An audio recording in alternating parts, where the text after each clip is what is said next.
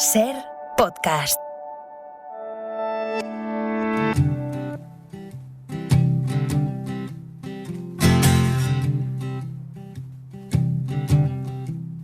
In the water, the fire, I'll go wherever you go. In the valley, in the canyons, I'll go wherever you go.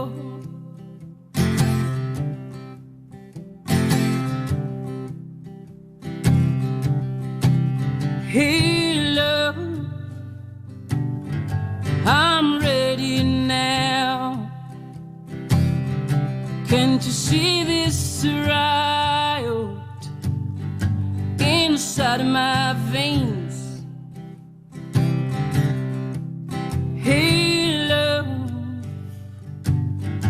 I'm overcome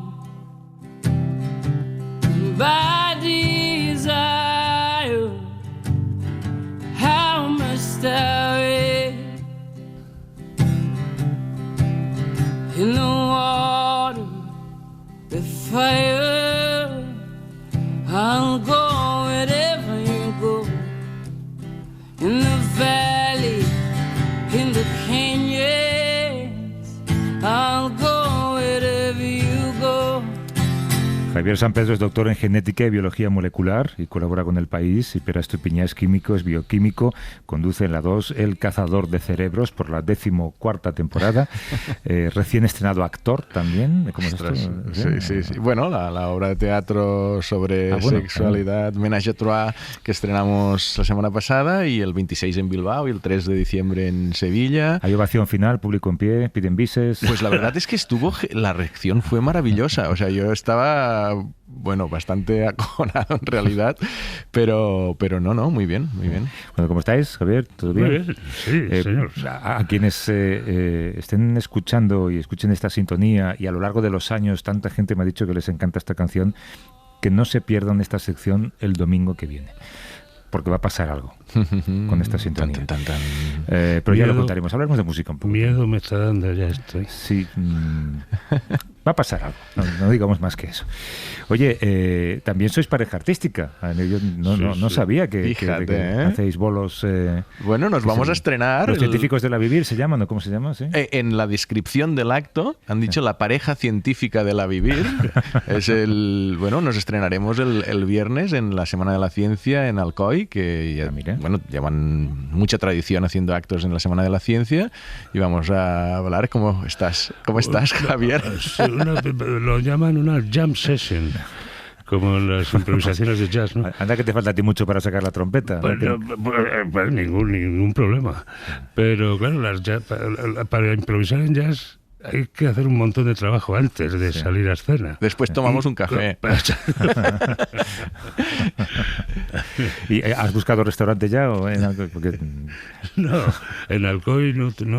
La verdad es que no he estado nunca en Alcoy. No sé cuál será la especialidad para ella, supongo, ¿no? Pero ¿cuál es el formato? ¿Se hacen preguntas? ¿Es el formato radio? No sé. Sí, yo sí que lo he estado hablando, ¿no? Pues estaremos hablando de actualidad científica sobre todo, y sí que en la descripción buscamos que sea interactivo, es decir, que el público también pueda hacer preguntas, y por eso un poco el tema jam, ¿no? De que haya algo de... Está muy bien. De espontaneidad. Bien. Bueno, pues ya a ver si lo grabamos, si sacamos algo. Igual alguien lo graba. Sí, ¿eh? Igual alguien lo graba. Si pasa algo, lo emitimos también la semana que viene. Oye, que se está celebrando la COP27 en Egipto, y la pregunta de la semana es cómo vamos a desengancharnos de los combustibles fósiles. Lo que pasa, y ayer lo comentábamos, de hecho, con un relator de Naciones Unidas en el tema del agua, hay todavía más lobistas que en la edición anterior, claro. Lobistas de la industria de los combustibles fósiles. O sea, al final ellos son los que mueven el cambio, y ellos lo que van a hacer es que nada cambie. Claro, o sea, el lobby del de las petroleras, pues bueno, ha estado trabajando de diferentes maneras a lo largo del tiempo. Antes pues había un punto de negacionismo, ahora ya creo que no se atreven con el negacionismo. Ahora hablan de retardar, ¿no? Retardacionismo, creo que se llama. Y luego de retardar las medidas. Sí, y luego es verdad que ellos dicen que con todo el dinero que ganan hacen muchas mejoras. Es decir, que a ellos les vaya bien, pues irá bien. Pero bueno, no, o sea, yo... No sé, yo es que ya sabéis que no soy muy optimista con lo que va a pasar con el cambio climático. En esta cumbre este es un gran tema, como siempre ha sido, el intentar mitigar el cambio climático al máximo, cómo cambiamos la transición energética. Pero luego sí que se está hablando mucho, no se van a tomar decisiones todavía, pero se está hablando mucho de cómo compensar económicamente a los países que van a sufrir las consecuencias del cambio climático. Pero es que estamos hablando de unas cantidades económicas muy grandes y aquí tienen que haber mecanismos financieros para suplir estas desgracias que ocurrirán. O sea, es que creo que lo comenté la semana pasada, se están utilizando términos como desastres inevitables. Es decir, ya no es... Obviamente tenemos que luchar en reducir las emisiones y que estas desgracias sean menos y menos frecuentes. Pero habrá. Sí. No, iba a decir que hay un debate interesante, además, porque hay países que han contaminado a lo largo de la historia reciente, desde la etapa industrial, de manera brutal, como China y Estados Unidos, y hay países cuya economía o cuyo futuro económico, países que nunca han contaminado, depende de contaminar. De hecho, Uganda y Tanzania defienden ahora su derecho a contaminar, quieren construir un oleoducto de 1.500 kilómetros que la petrolera francesa Total quiere hacer allí, atravesaría 12 reservas naturales. Ellos tienen un argumento válido, que es por qué a nosotros, que nunca hemos contaminado, se nos prohíbe una cuota de contaminación mucho menor, ¿no? Claro. Es un argumento digno de oírse, sí, porque, claro, estos países están en desarrollo, necesitan industrializarse en alguna medida, eso va a suponer más emisiones de las que ahora en Occidente estamos dispuestos a admitir, pero claro, es mucho morro por nuestra parte impedir el desarrollo de toda África por esta cuestión, ¿no? Sí, por una contaminación que ni de lejos proporcionalmente se va a acercar a la que han hecho. No, como emisiones de CO2 no, en este caso son reservas naturales que va a atravesar un oleoducto, ¿no? Los griegos se quejan de que no se puede dar con un pico en la acera porque aparece un anfiteatro clásico. Entonces se quejan de que no se puede hacer nada en ese país, ¿no? Los servicios de arqueología gubernamentales te lo impiden. Sí, pero es que este punto, Javier, es clave, ¿eh? O sea, ¿tú cómo impides que Tanzania y Uganda construyan este oleoducto? Porque lo tienes que impedir, pero no se lo puedes prohibir. Entonces les tienes que convencer de que no lo hagan, ¿vale? ¿Cómo les convences? Al final con dinero. Claro. Y eso había un ejemplo muy claro hace unos años de Yasuní Aititi en Ecuador, cuando estaba Correa, y yo visité a Yasuní un par de veces, de hecho, ¿no? Y es una de las zonas con mayor biodiversidad del Amazonas, por un enclave geológico que tiene y tal, y tiene petróleo bajo tierra. Entonces Correa decía, vale, si queréis yo no quito el petróleo, no construyo carreteras, porque no es solo quitar el petróleo, es que para quitar el petróleo tienes que fragmentar espacios, creando carreteras, hay riesgos, y hubo de derrames. Dice, ¿cómo lo haces? Y dice, bueno, si me dais 3.000 millones de dólares, que es lo que, un poco menos incluso de lo que sacaría mi país, que es un país pobre, que necesita recursos, si me dais 3.000, comunidad internacional, grandes países, defensores de la biodiversidad, dadme 3.000 millones de dólares y yo dejo el petróleo bajo tierra. Claro. ¿Vale? Pues a Tanzania y Uganda piden algo parecido. Claro, no les puedes dar 3.000 millones de dólares porque, a ver, hay países con un grado de corrupción hay en todos lados, pero hay grados de corrupción mayor. Bueno, o sea, de tu etapa de Estados Unidos, un Banco Mundial, BID y todo eso, pues tienes que darles un dinero acompañado de mecanismos de supervisión. Claro, de supervisión y de asesoramiento para que hagan decir, vale, no te lo gastes en otras cosas, gástatelo en hacer esta transición energética que necesitas, te asesoro, te doy tecnología. O sea, no es fácil, pero tiene que ir en estas direcciones. En un mundo perfectamente justo, esa factura y esas cantidades deberían pagarlas los países que más han contaminado, claro, y que más han contribuido, pero eso no va a pasar. La única solución sería crear un fondo, un fondo colectivo, un organismo especializado, no digo con fuerzas propias o con un pseudo ejército propio, como pueda ser la ONU, ¿no? Pero sí con cierta capacidad de supervisión. Sí, o sea, esto se va de lo que es el ámbito científico, yo no soy experto en eso, pero bueno, el fondo verde de los 100.000 millones existe, pero se ve que va lento, no está completo todavía, no sé tal, y además es que no son 100.000 millones, que si estamos hablando de los cálculos económicos de lo que supondrán las desgracias, y hacemos económico porque las humanas son difíciles de valorar, pero es mucho más, y los países ricos es mucho dinero, es mucho, no sé, yo... Oye, hay una noticia científica esta semana, y es que el 90% de las muertes por cáncer que están provocadas por la propagación de las células tumorales a otras partes del cuerpo por culpa de la metástasis. Esta semana un equipo del Instituto de Investigación Biomédica de Barcelona ha identificado esas células malignas que viajan y que provocan la muerte. Es muy difícil, y lo hemos dicho muchas veces, saber si una noticia es la noticia, ¿no? La que marca el antes y el después. ¿Tú qué crees, Javier? Bueno, forma parte de lo que probablemente será una gran noticia, ¿no? Que es, ya hemos hablado algunas veces de ello, la inmunoterapia. Utilizar los propios anticuerpos, los propios mecanismos defensivos del paciente para atacar al tumor. Convencer al sistema inmune del paciente para que ataque el tumor con gran eficacia. En este caso, es la visualización de las células lo que ha permitido a los investigadores dar un paso importante adelante. El cáncer de colon está, en un alto porcentaje de los pacientes, está soltando células malignas que no habíamos visto nunca. Y que además son inatacables por la quimioterapia, porque están quiescentes, están en un estado dormido, no se dividen, y las quimioterapias que usamos solo se dirigen a células en división. Pero a lo mejor son 3 células en el pulmón, o sea que no las puedes ver en un TAC convencional. Necesitas un marcador específico para esas células que estos investigadores, las fotos están en sus trabajos, son muy espectaculares, han conseguido ver. Y el tratamiento actual para el cáncer de colon consiste en reseccionar, o sea, en resectar o extirpar el tumor en el colon, y luego, por si acaso hay células metastásicas en otros órganos, a freír al paciente de quimioterapia. Pero como acabamos de ver, estas células están quiescentes y no responden a la quimioterapia. No se dejan atacar por la quimioterapia porque no se están dividiendo.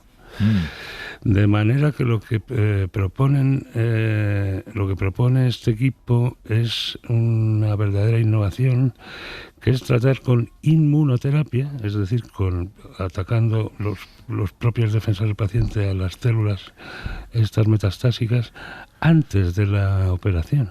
Claro. De manera que te las cargas y luego ya extirpas el tumor.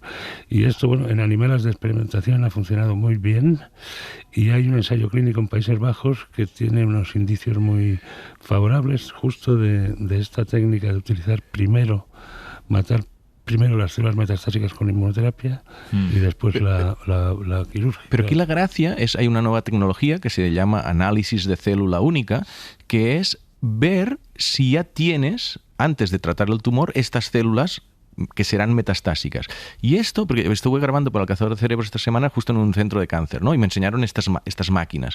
Y lo que decía Javier, ¿no? O sea, un tumor, las células que forman un tumor hay de varios tipos, ¿vale?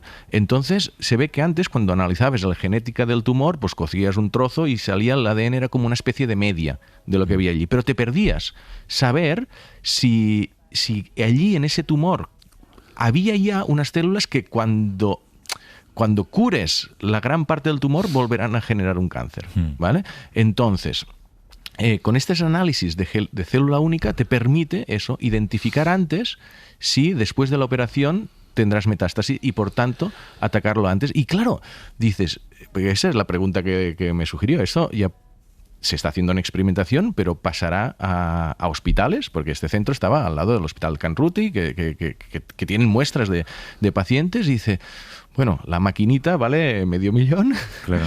Los reactivos de cada análisis eran como $3.000 los reactivos, pero este es...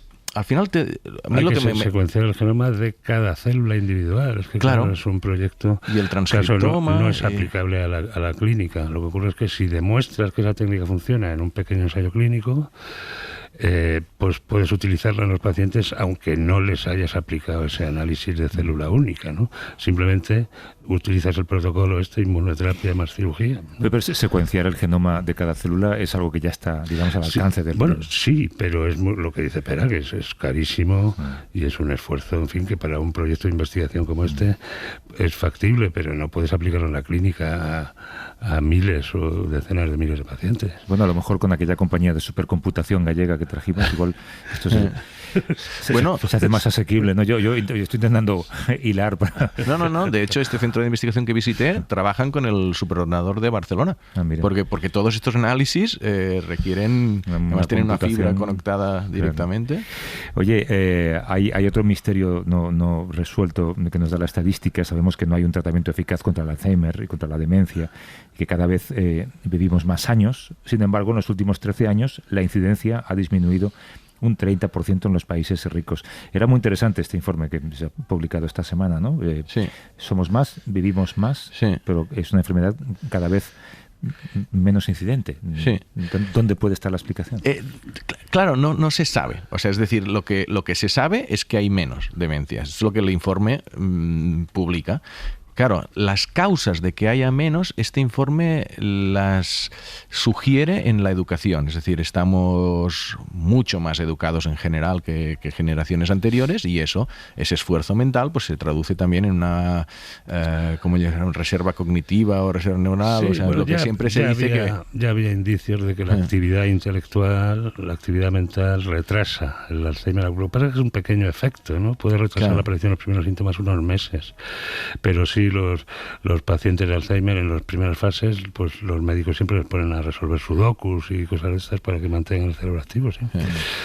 Es un pequeño efecto que yo no creo que pueda explicar una reducción del 30% en la frecuencia de Alzheimer en las poblaciones. Entonces hay otros estudios que plantean pues otros factores, ¿no? Ya relacionados con la hipertensión, con las estatinas que reducen el colesterol, con el ejercicio físico, como envejecer mejor. Entonces no se sabe la causa, pero sería interesante porque es muy notorio. No habla de Alzheimer en concreto, sino de demencias en general. Y algunas demencias se deben a una mala circulación que te va matando trozos del cerebro, ¿no? De manera que la mayor salud cardiovascular, ejercicio, estatinas y demás, dietas pobres en grasas saturadas, etcétera, pues puede mejorar la salud mental en ese sentido. Pero la reducción del 30% requiere una explicación y yo creo que la educación se quedaría un poco corta por lo que sabemos de ese efecto, ¿no? El efecto sudoku que es retrasar unos meses. Bueno, alguna vez sabremos a qué se debe, espero, ¿no? O sea, saldrá el informe que lo explica. Espero. Que esto, por cierto, tiene que ver con nuestra invitada de hoy, porque después de décadas de discusión, los psicólogos finalmente parecen estar de acuerdo con la hipótesis de retroalimentación facial. Y esto va a sorprender a muchos cuando lo diga, es que forzar una sonrisa nos hace sentir mejor. Es decir, que hay una relación cuerpo-mente. Nazaret Castellanos es física teórica, doctora en neurociencia, actualmente es investigadora en la Universidad Complutense de Madrid y ha publicado el libro Neurociencia del cuerpo, cómo el organismo esculpe el cerebro. ¿Cómo estás, Nazaret? Buenos días. Hola, buenos días. La gente que tiene cara de mala persona, entonces, o que tiene cara de estar enfadada, ¿que debemos tener ciertos prejuicios contra ellos? Pues a lo mejor un poco, ¿no? Al menos reservas, yo diría. La verdad que cuando nos fijamos en la cara de alguien, yo creo que a lo mejor es más evidente lo que pensamos intuir qué es lo que hay detrás. Ese cuerpo como espejo tremendo del cerebro. Pero ¿cómo se justifica, digamos, médicamente esto que yo acabo de decir, que forzar una sonrisa nos hace sentir mejor? Sí, pues mira, desde hace como unos 5 años, la Universidad de Londres, el UCL, propuso el establecer que teníamos 7 sentidos y no los 5 que conocemos, ¿no? Que es la vista, el oído y tal. En esos 7 sentidos, el número 1 en importancia, es decir, que a qué dedica más recursos o más importancia el cerebro, es lo que se llama la interocepción, que es la información que recibe el cerebro de lo que está pasando dentro de los órganos. Pero el segundo en importancia es la propiocepción, que sería pues la información que le llega al cerebro de cómo está nuestra postura, de cómo está el gesto de nuestra cara, de las sensaciones de nuestro cuerpo. Y entonces es importante porque al ser un sentido es una información que no solo recibe el cerebro, sino que es una información vinculativa. Lo que se ha visto es que el cerebro tiene que incorporar esa información y según cómo esté esa información actuar de una forma o de otra. Dentro de lo que es pues el homúnculo, que ahora se sigue perfilando y se están haciendo algunas alteraciones, ¿no? Que es como la información a qué partes del cuerpo nuestro cerebro da más importancia. Pues las manos y la cara son los absolutos protagonistas. Y los genitales. Bueno, pero la cara más, la cara un poquito más, parece. Y entonces, cómo esté la musculatura, cómo esté el gesto de nuestra cara, pues el cerebro lo interpreta. Entonces, ahí se han descubierto pues unas vías anatómicas que comunican directamente pues lo que es la postura, el gesto que tenemos entre las cejas, ¿no? Cuando decimos fruncimos el ceño, ¿no? Que cuando estamos enfadados, y sobre todo pues la postura, el gesto que tenemos alrededor de la boca. Y eso estaría directamente comunicado con amígdala, que es una estructura del cerebro que está más vinculada a la emoción. Pero esa carretera es en 2 direcciones. Es decir, si yo me enfado, pues mi cara lo refleja, hay una activación de la amígdala, eso se proyecta hacia mi gesto y claro, pues me expreso esa cara de enfado, de tristeza, pero al revés igual. Entonces, lo que mostraban los estudios es como últimamente, pues, por ejemplo, fíjate la postura que tenemos cuando vemos el móvil, ¿no?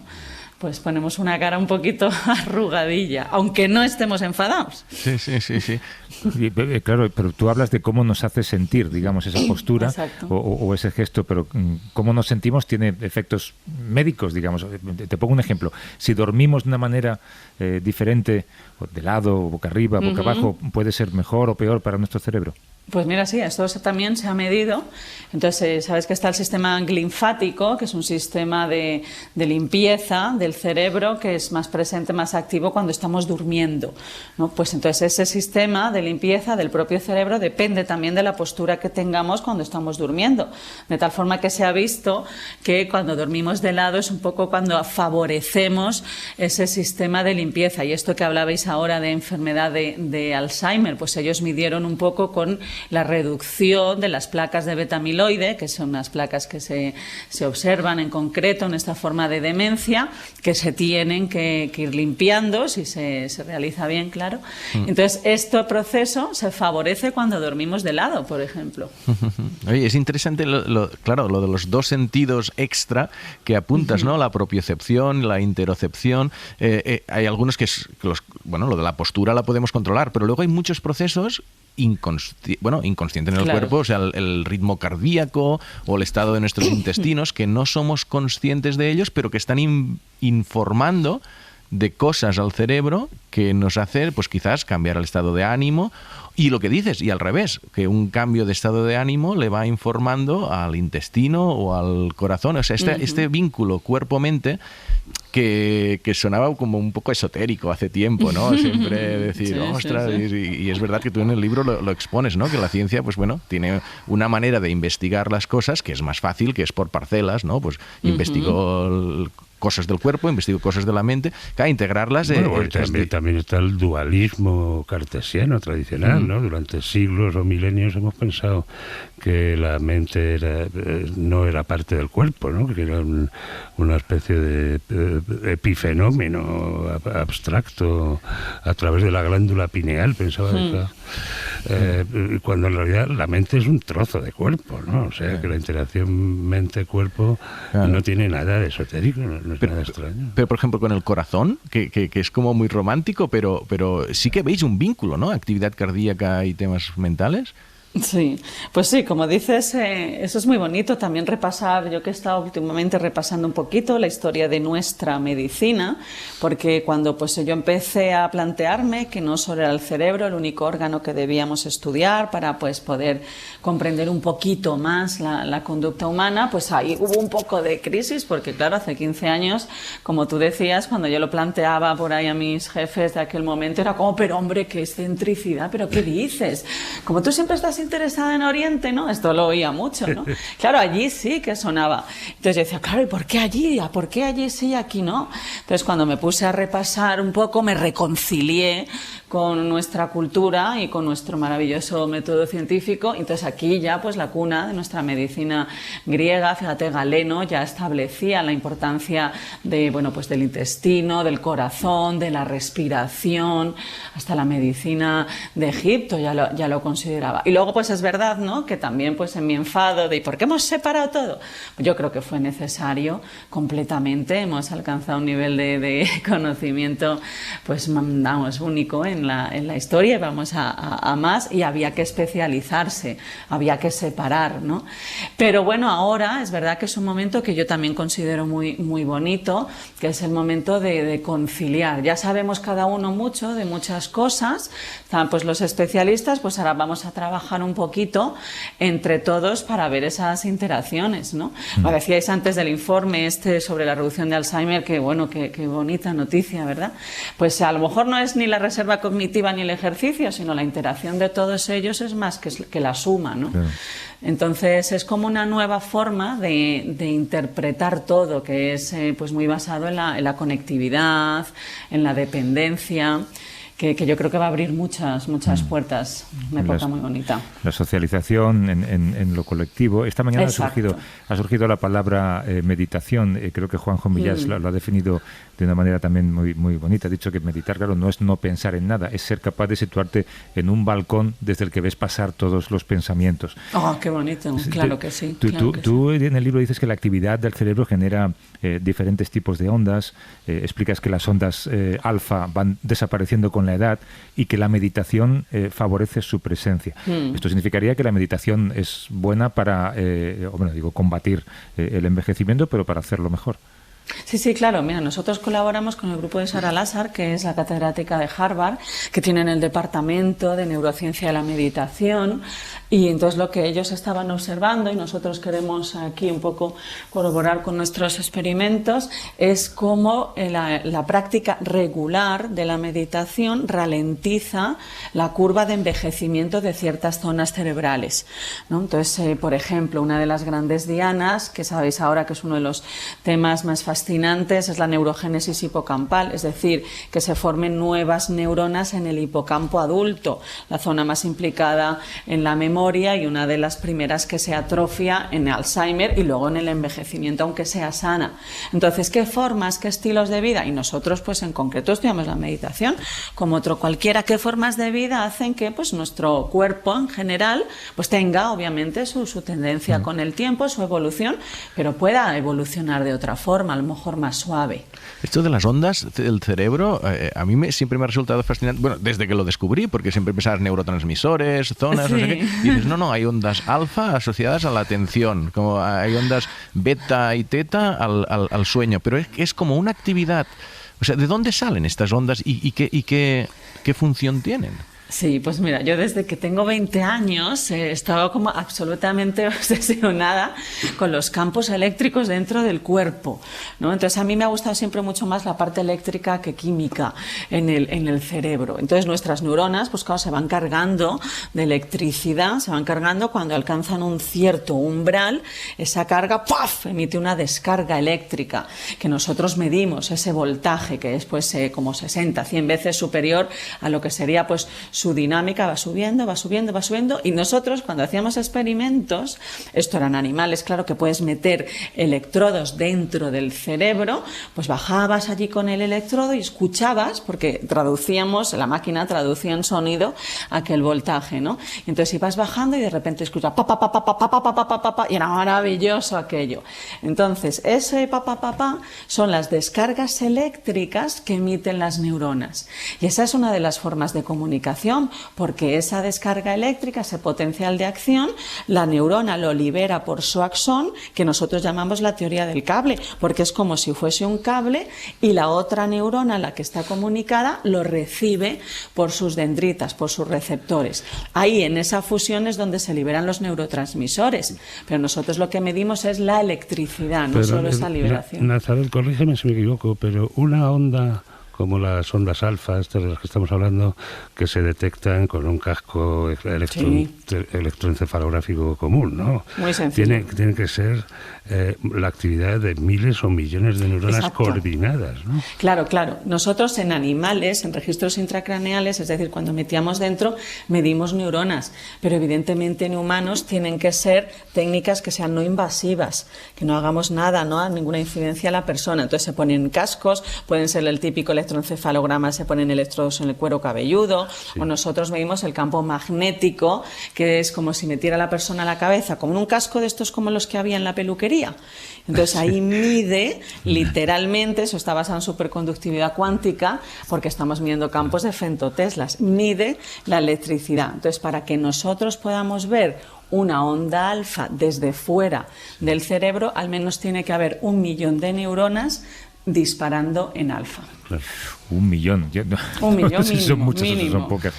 Bueno, comparado con las que son 86.000 millones. 86.000 millones. Me ha encantado la pasión con la que una investigadora describe el pam pam pam de la... Oye, bueno, es que eso era muy bonito escucharlo. Oye, danos algún consejo para esta tarde, Nazaret. Entonces, dormir de lado, sonreír, respirar por la nariz, ¿cómo es? Pues yo creo que todo.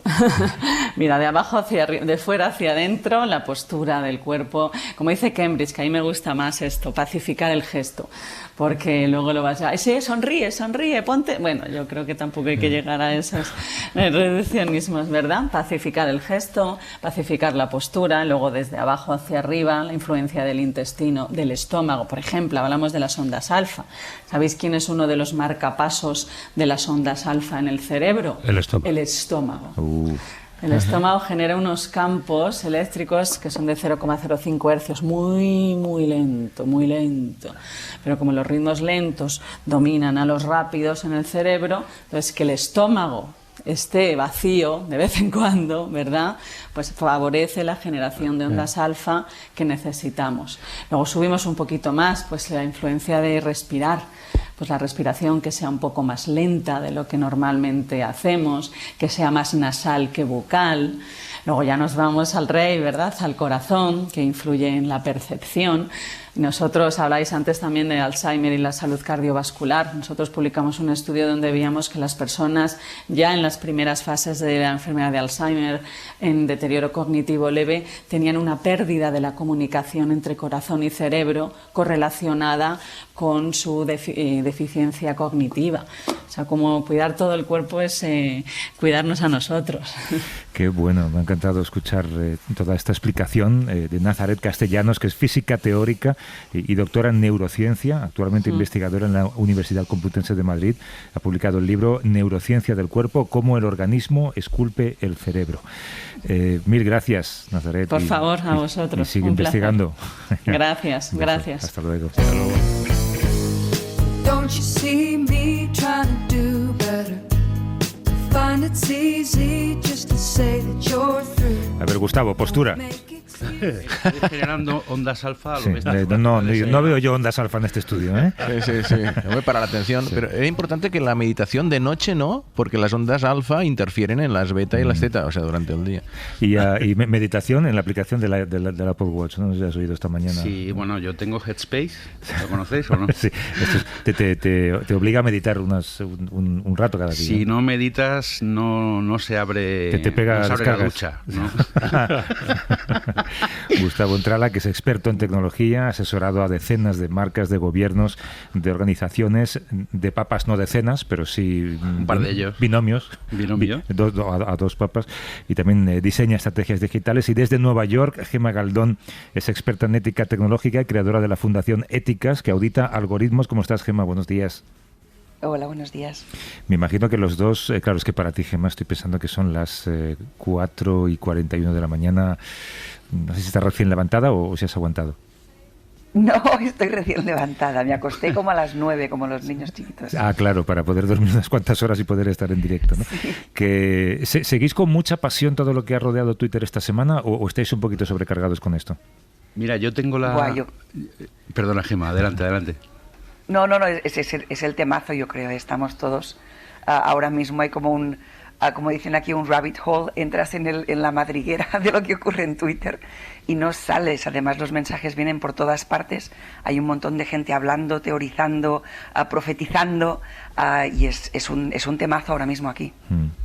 Pues a mí me recuerda mucho a las series turcas. No sé si habéis visto alguna serie turca. Los melodramas. Yo he visto algunas, sí. Yo las he visto con mi madre. Pero espérate un momento. O sea, he oído en la mesa, sí, yo las he visto. Sí, es que mi cuñada es muy aficionada y he visto con ella algunas. Sí, bueno, pues en las series turcas cada episodio es una especie de cataclisma, ¿sabes? O sea que nadie es hijo de quien parecía...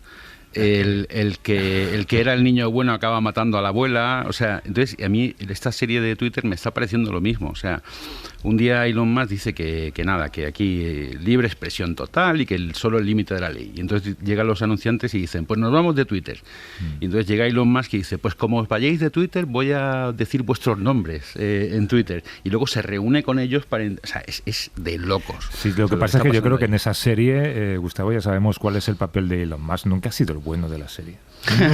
No tiene ni el aspecto para serlo, hay que decir. Yo creo que hay mucha gente del ámbito más conservador que tiene todas sus esperanzas puestas en Elon Musk. Como salvador del mundo. Sí, y les va a defraudar. O sea, es que no me cabe ninguna duda. Porque, Gemma, entre los 3.700 despidos hay trabajadores de todo tipo, pero los departamentos de integridad y ética han desaparecido. O sea, todos a la calle. Entonces, ahora que la industria tecnológica ya había incorporado pues las ciencias sociales en los equipos de desarrollo, esa tendencia se va a frustrar. Sí, la verdad que esto es muy, muy preocupante. O sea, es evidente que lo que más ha despedido Elon Musk es a ingenieros, pero porque son muchos más en la plantilla, pero el efecto de los despidos ha sido devastador en las personas que no eran ingenieros, pero también en los departamentos de legal. Ha sido terrible, y lo que indica es un poco una vuelta a los orígenes, y unos orígenes que sabemos que no eran buenos, ¿no? Esa idea de que los ingenieros solos pueden salvar el mundo. Y yo digo siempre, exigimos siempre a los ingenieros que codifiquen un mundo que no entienden. Los datos con los que trabaja Twitter, las formas como sabemos lo que es libertad de expresión o no libertad de expresión, todo esto no lo determinan ingenieros. Para entender todo eso hacen falta otras capacidades.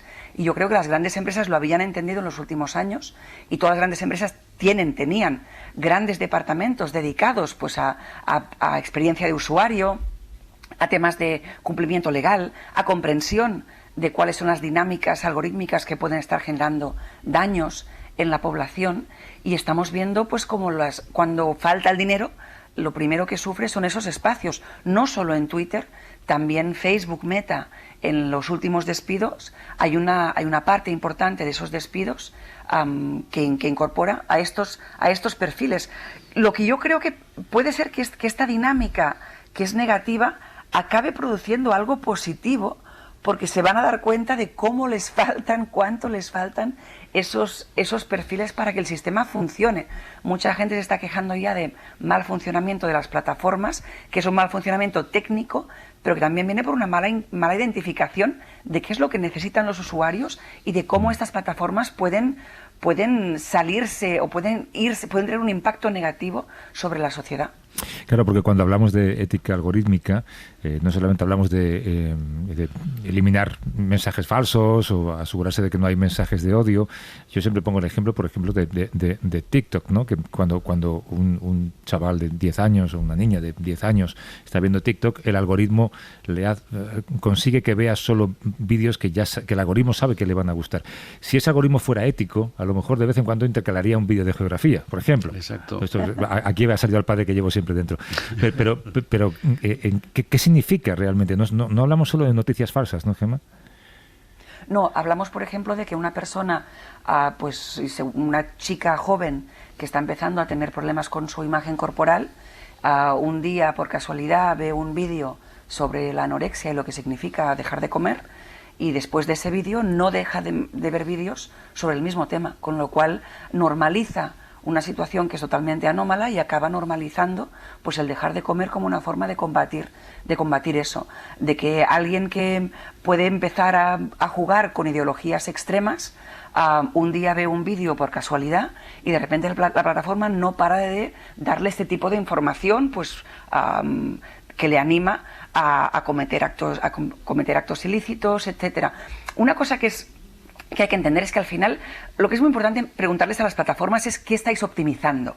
Y el ingeniero siempre optimiza lo que se llama el engagement, claro, el estar atrapar en la plataforma. El objetivo económico de business de estas empresas es optimizar engagement, que tú estés aquí el máximo de tiempo posible. Con lo cual, ¿el algoritmo para qué está diseñado? Pues para darte más de lo que ya has visto y para darte aquello que los otros usuarios han visto más. Con lo cual, las plataformas siempre priorizan el contenido mayoritario y el contenido extremo, porque cuando es extremo nos genera una reacción emocional, con lo cual el algoritmo aprende que lo que es extremo tendemos a quedarnos enganchados, ¿no? Esta madriguera, este rabbit hole. Ves una cosa que te tira mucho emocionalmente porque es muy extrema y quieres ver más, pero porque es algo que sale de lo normal. Entonces el algoritmo siempre va a llevar a estas dinámicas. ¿Para qué intervienen los que no son ingenieros? Para entender cuando esto está ocurriendo y cuando esta orden de business de optimiza engagement hay que matizarla con optimicemos engagement pero sin causar daños. Y hay que entender cuáles de estos vídeos están causando esos daños. Y eso, insisto, no lo hace un ingeniero, lo hacen otro tipo de perfiles. Y en Twitter había todo un departamento llamado Meta que se encargaba precisamente de eso, de entender cuáles eran estas dinámicas negativas algorítmicas que podían estar causando daños. Pues toda esta gente fue despedida en la primera oleada de despidos de hace un par de semanas, quedó solo una persona y esa persona dimitió al cabo de unos días, con lo cual ha desaparecido esos espacios.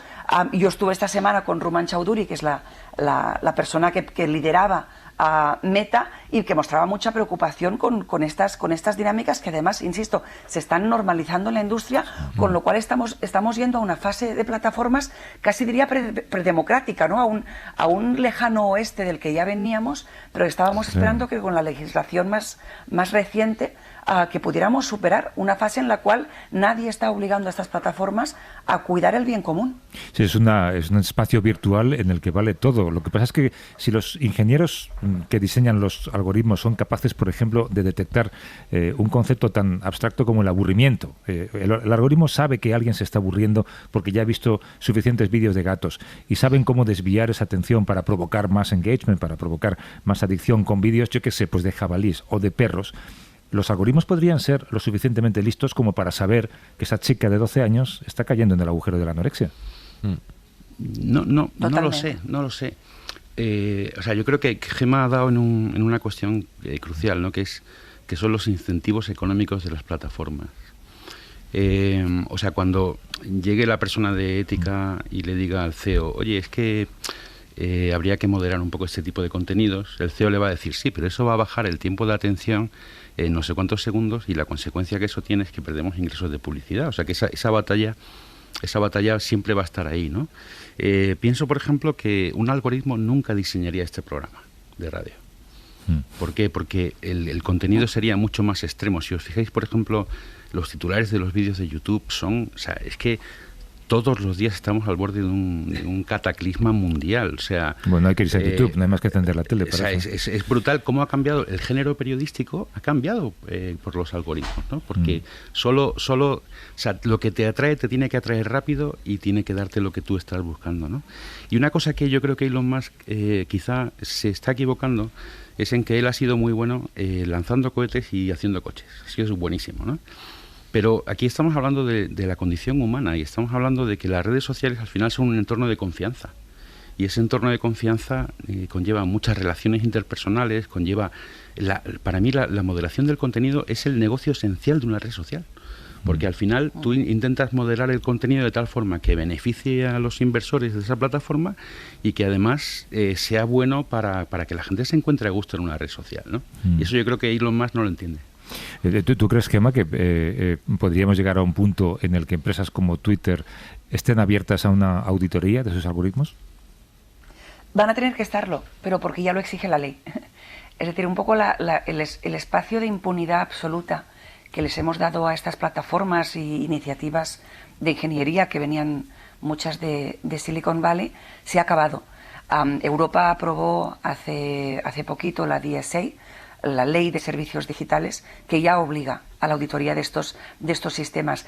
Y aquí hay un tema que se está hablando mucho y que creo que en España no ha llegado, que es las posibles multas a las que se enfrenta Twitter por no atender sus obligaciones en relación con el regulador. Rumán Chaudhuri me comentaba el jueves como en enero la FTC, la Federal Trade Commission, que es como el organismo encargado de velar por temas de competencia y derechos de los consumidores en Estados Unidos, lleva mucho tiempo con el ojo puesto en Twitter, con varios casos abiertos, y en enero hay una auditoría importantísima de la Federal Trade Commission, Gemma, de la cual se pueden... El viernes tenían que presentar un documento firmado a la FTC sobre privacidad. El documento del cambio de liderazgo. Y el día anterior ha dimitido todo el equipo que llevaba esa cuestión. O sea, la gente no quería firmar la documentación que se exigía, ¿no? Porque no estaba segura. Pero en enero hay auditoría. Ya no es un tema documental, de no me has entregado un documento, que eso sí que la FTC podría ser un poco flexible y decir, pues te doy 15 días más. En enero hay una auditoría. Y el riesgo de no pasar la auditoría son miles de millones de dólares. Pero es que además Rumán estaba también trabajando en el cumplimiento por parte de Twitter de las obligaciones de la Ley de Servicios Digitales Europea. Y todo ese trabajo se ha parado completamente, con lo cual Twitter está ahora mismo en un riesgo muy importante de ser multado con cantidades muy, muy relevantes por parte del regulador estadounidense y europeo. Yo pienso, si una cadena de televisión emitiera a las 24 horas vídeos que fomentan la anorexia, como sociedad lo permitiríamos. Rápidamente saltarían alarmas y seguramente se aplicarían leyes. Pero sin embargo lo permitimos que el algoritmo cree esa cadena de televisión. Y por ejemplo, en Twitter hay estimaciones que apuntan a que un 14% del contenido es pornográfico. Eso no es muy conocido. Oye, hablamos mucho de Twitter, 3.700 trabajadores, pero 11.000 en Facebook. No sé muy bien qué significa esto. Sí, pues también te da una dimensión de lo pequeña que es Twitter con respecto al resto de las plataformas, ¿no? Pues yo creo que estamos, Javier, en un momento de que la era de las Big Techs se ha terminado. O sea, esa época de empresas que iban a cambiarlo todo, que iban a dominar el mundo, que tenían un capital llamado data que era formidable, pues se está tocando a su fin. O sea, el Internet que hemos consumido hasta ahora es un Internet financiado por publicidad. Y la publicidad ha sufrido dos golpes muy fuertes, ¿no? El primero es la recesión, la que estamos entrando, y el segundo también es que muchas compañías que habían surgido a raíz de los algoritmos publicitarios de Instagram, por ejemplo, pues ya no funcionan tan bien como antes porque Apple introdujo una serie de cambios en la privacidad de los consumidores que han impactado de un modo nuclear sobre ese tipo de publicidad. O sea, ahora la publicidad que se hace en Facebook o en Instagram no es ni mucho menos tan provechosa o generaba tantas ventas como antes, ¿no? Con lo cual ha sufrido dos golpes súper fuertes y luego estamos pagando también la pandemia, en el sentido de que durante la pandemia todo crecía de un modo exponencial. Y las empresas ya como Meta, como Google, creyeron que ya de ahí al infinito y mucho más, ¿no? Y más allá. Y siguieron haciendo planes de expansión muy grandes y ahora tienen que recortar. Y luego hay otra cuestión también financiera muy importante, que es los tipos de interés que están subiendo, que hacen que ya el capital no sea tan barato. O sea, todos estos negocios tan formidables han vivido de 15 años de tipos de interés prácticamente gratuitos, lo que ha hecho que el capital vaya en masa hacia este tipo de compañías. O sea, que estamos viendo el final de una era, seguro. Sí, yo creo que sí. Pues Gemma Galdón y Gustavo Entrala, mil gracias por esta conversación, nos habéis puesto al día. Un abrazo y Gemma, no sé si decirte que vuelvas a la cama. Eso voy a hacer, eso. Pues aprovecha. Esperas tu piñaja de San Pedro, que estás aquí escuchando atentamente. Un abrazo y el domingo que viene, sección con sorpresa. Hasta luego. Adiós.